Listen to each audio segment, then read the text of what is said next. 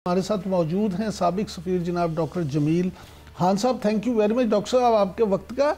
यहीं से शुरू कर लेते हैं। ये फरमाइए कि नेतन्याहू ने सऊदी अरब के अंदर फ़लस्तीनी रियासत बनाने की जो तजवीज़ पेश की है, तो आप क्या समझते हैं कि इसमें क्या नतीजा निकलेगा? वैसे तो अरब ममालिक ने इसकी बड़ी मजम्मत की है और मिस्र ने तो अरब ममालिक का इजलास भी बुला लिया है। इस सारी सूरत हाल पर आप क्या कहेंगे?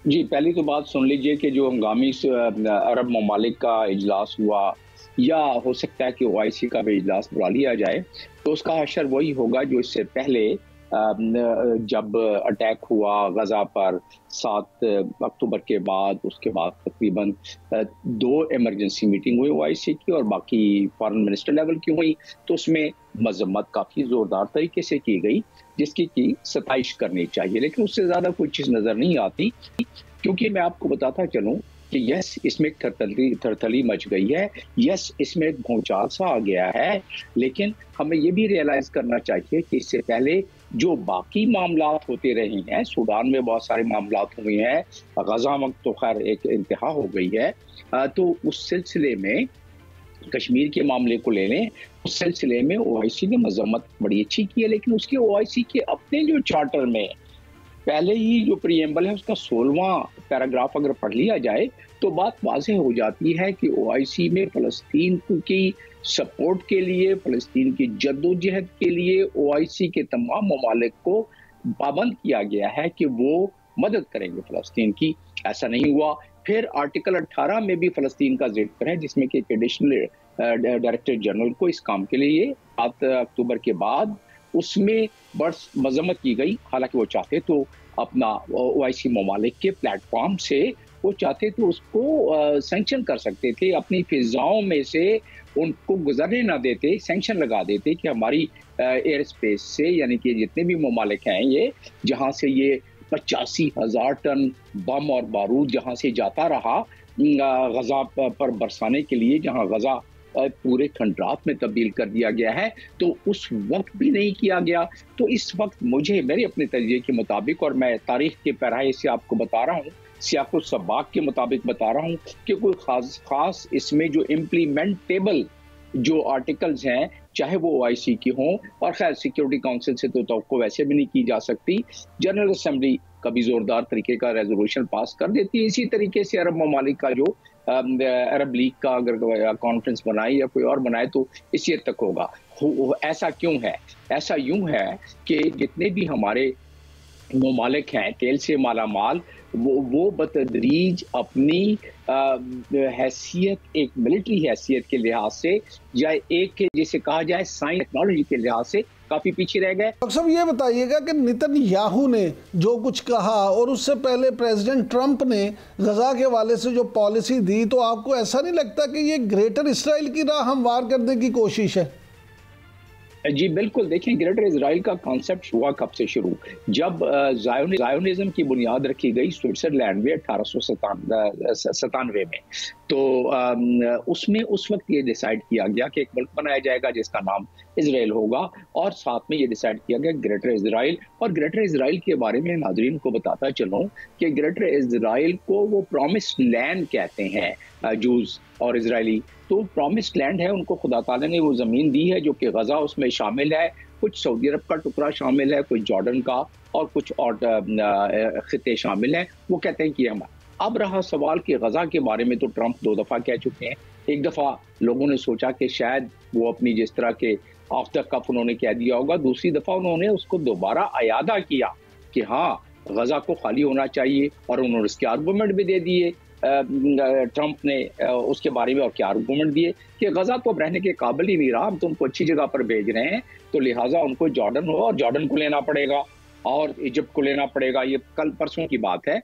और साथ में जब बैठे हुए थे वो नेतन्याहू के साथ प्रेस कॉन्फ्रेंस कर रहे थे, और साथ में उन्होंने कहा कि सऊदी अरब, नेतन्याहू ने कह दिया कि सऊदी अरब के पास बहुत सारी ज़मीन है, तो उसमें उनको एक नया वतन बना लेना चाहिए फ़लस्तीन को।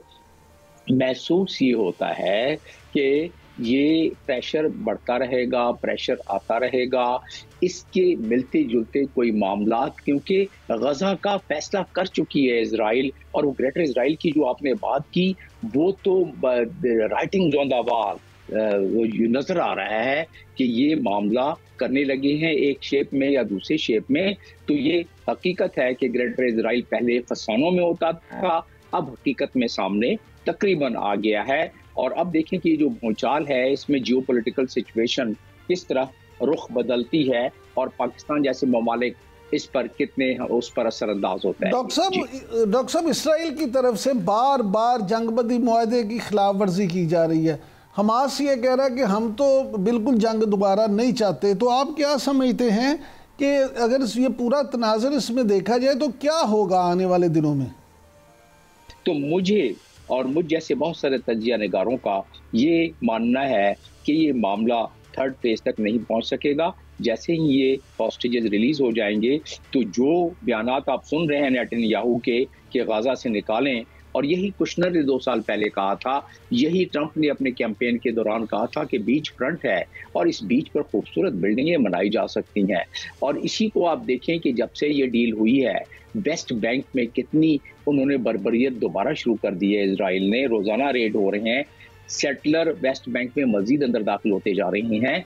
तो लिहाजा ये तमाम चीज़ें किस बात की गमाजी करते हैं, ये इसी बात की गमाजी करता है कि जिस तरह उन्होंने 1948 में फ़लस्तीन को सुकेड़ दिया और जिस तरह 1967 में उन्होंने और धक्का देके गजा में डाल दिया, 2 दफ़ा रिफ्यूजी बना दिया, आप तीसरी दफ़ा भी बनाना चाहते हैं। और आप देख लें कि सिक्योरिटी काउंसिल के रेजोल्यूशन 242 में बिल्कुल वाज़ेह तौर पर दिया गया है कि जो 1967 में एक्यूपाई किया है इजराइल, इस खित्ते को, इस ऑक्यूपेशन को ख़त्म करे और फ़लस्तीनियों को वापस दे। फ़लस्तीन और गोलान हाइट का भी। डॉक्टर साहब ये फरमाइएगा कि नई दिल्ली में, आपने दिल्ली में बीजेपी इलेक्शन जीत गई और आम आदमी पार्टी जो है उसको शिकस्त हो गई है, तो आप क्या समझते हैं कि इतने अरसे के बाद दिल्ली में दोबारा बीजेपी का जीतना, इसको आप किस नज़र से देखते हैं? देखिए, यही बात अभी जो मोदी का एक वतीरा रहा है, जो कि बीजेपी एक आरएसएस प्रोपेल्ड, आरएसएस से कुव्वत हासिल करने वाली सियासी जमात, जो कि जिसका चेहरा असल वही आरएसएस वाला है, तो उसने दिल्ली में भी यही किया है, दिल्ली में भी यही किया है। और वो क्या किया है कि 48 सीटें तो जीत गए हैं। उससे पहले क्या किया है, उससे पहले फेडरल गवर्नमेंट की सारी मराद को उन्होंने देने की कोशिश की, उससे पहले केजरीवाल को उन्होंने बंद किया, उससे पहले अपनी पूरी स्टेट मशीनरी और सोशल मीडिया पर ये बावर कराया गया एक आम आदमी को, यानी कि आबादी को, जो वोटर सपोर्टर थे, कि वो किसी तरीके से ये मान जाएं कि ये करप्ट था इसलिए हमने बंद किया था, हालांकि कोई सबूत उसके नहीं मिल सके कोर्ट में और दूसरी जगहों पर। ऐसी हटकर बात जो पूरे बीजेपी का एक स्ट्रेटेजी रही है, वो है कि हिंदू नेशनलिज्म को उभारना, हिंदू जो पोलराइजेशन का एक तरीका है कैंपेन का, इस कैंपेन में वो किया गया। डिलिमिटेशन में कॉन्स्टिट्यूएंसीज को इस तरह तब्दील किया गया कि आम आदमी पार्टी को हराया जाए, कॉन्स्टिट्यूएंसीज चेंज की गई, जिस तरह कश्मीर में बाहर से लाके लोगों को बसाया गया, इसी तरह इधर भी लाके बसाया गया। तो कहने का मकसद ये है कि तमाम हरबे जो हथकंडे इस्तेमाल कर सकते थे, जिस तरह मोदी सरकार कोर्टों पे अपने हथकंडे इस्तेमाल कर रही है, जिस तरह मोदी सरकार सिटीजन्स एक्ट के हिसाब से उन्होंने अपने हथकंडे अख्तियार किए हैं, जिस तरीके से रिलीजियस फ्रीडम के बारे में अपने हथकंडे इस्तेमाल। डॉक्टर साहब, आइंदा हफ्ते तुर्क सदर तैयब अर्दगान पाकिस्तान तशरीफ ला रहे हैं। मौजूदा सूरत हाल में आप उनके दौरे को किस तरह से देखते हैं? देखें, तो ये तुर्की से तो हमारा बड़ी चोली दामन का साथ है और हमारे बहुत सारे मुआहदे पहले हो चुके हैं। हमारे दिल एक साथ धड़कते हैं, वो हमारे भाई हैं। और इस दफ़ा ये हाई पावर डेलीगेशन आ रहा है तो और मुआहदे हो जाएंगे और MOU साइन हो जाएंगे। उनकी इंफ्रास्ट्रक्चर में काफ़ी हमारे लिए उन्होंने मुआहदे पहले साइन हुए हैं। इसी तरह तुर्क सदर एक दर्द दिल रखने वाले, ख़ास तौर पे पाकिस्तानियों के लिए उनकी शख्सियत है, तो वो चाहते हैं कि किसी न किसी तरीके से तिजारत और स्ट्रेटेजिक कोऑपरेशन बढ़े। पाकिस्तान का फ़ायदा ये है कि फ्री ट्रेड एग्रीमेंट, पाकिस्तान का फ़ायदा ये है कि तुर्की वो कस्टम यूनियन का मेंबर है EU में। कोई सामान अगर तुर्की में पहुंचता है तो वो उस मुआहदे के तहत यूरोपियन यूनियन भी जा सकता है। तो ये तमाम चीज़ों से तो फ़ायदा है, लेकिन इसका सबसे बड़ा जो इस वक्त दुनिया में जहां भी हाई पावर डेलीगेशन जा रहे हैं उसमें खित्ते की बात जरूर हो रही है, उसमें ये बात जरूर आएगी, चाहे वो मंजर आम पर आए या ना आए, जो इस वक्त नेतन्याहू ने किया है कि जी आप गजा से निकालें, और जो इस तरह इस वक्त अमेरिका कर रहा है इस पूरे खत्ते में, और आने वाले दिनों में जो ईरान के साथ होने वाला है, इन तमाम चीज़ों का अहाता किया जाता है, क्योंकि ऐसे मामलात में कुछ चीज़ें जॉइंट स्टेटमेंट में आ सकती हैं, कुछ चीज़ें नहीं आ सकती हैं।